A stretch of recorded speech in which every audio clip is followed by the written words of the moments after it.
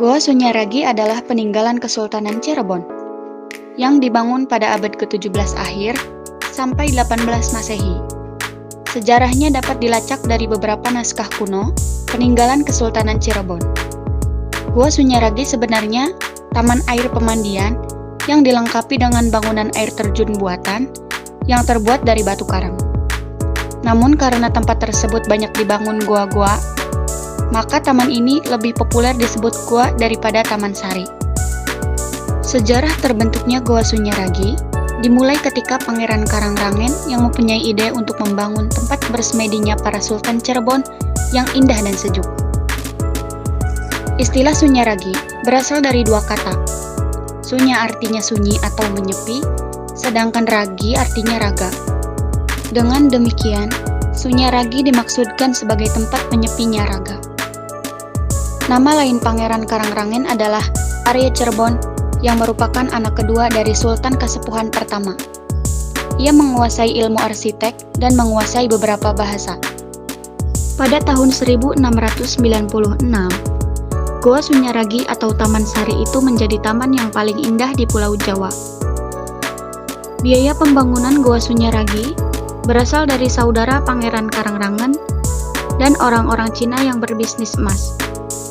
Para pengusaha tersebut adalah pelarian dari Rembang sekitar tahun 1670, di mana Trunojoyo atau bangsawan Madura yang memberontak kepada Kesultanan Mataram, sehingga mereka mengungsi ke Cirebon untuk meminta perlindungan kepada Kesultanan Cirebon.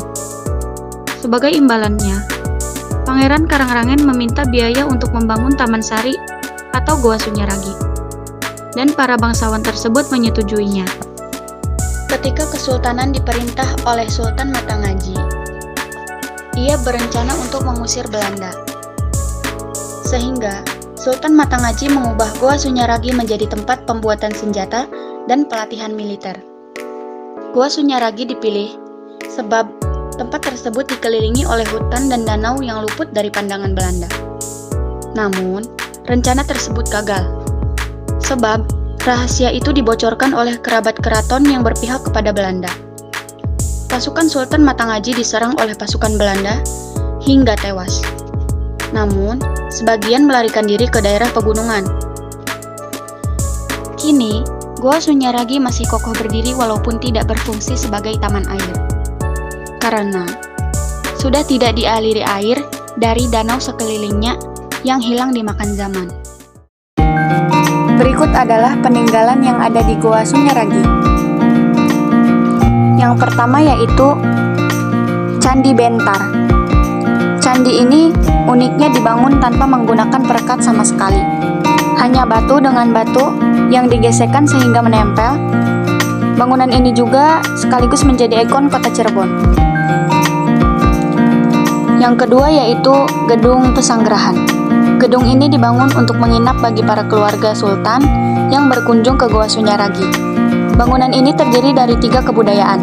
Di antaranya, yang pertama, atapnya dari Tionghoa atau China, yang kedua pilarnya dari Eropa, dan yang ketiga bagian dalamnya dari Indonesia. Yang ketiga yaitu Monumen Cina.